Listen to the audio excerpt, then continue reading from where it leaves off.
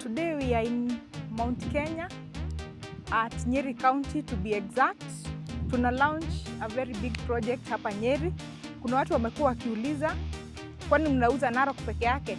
But as Mirisa Properties, we are excited. Today we are launching a new project in Nyeri County, 2 kilometers from Nyeri Highway, just 100 ama 0 meters from Solio Road. Hii unaona hapa. Project inaenda at 350. Unalipa 200,000, balance 150, unalipa in 3 months. Alafu pia the amenities are on site. Mahali unaona gari, kuna maji, electricity is on site, na maji ni mingi. Kuna watu wanalima.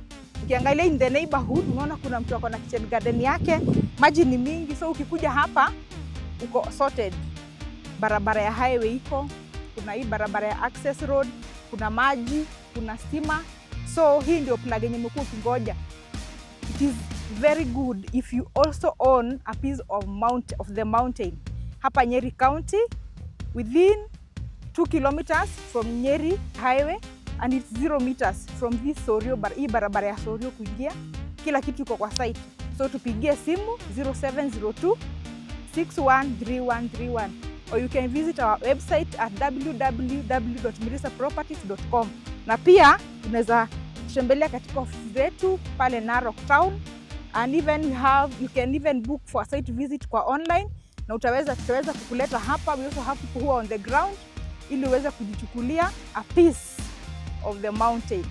Welcome to Mirisa Properties, where you invest with confidence.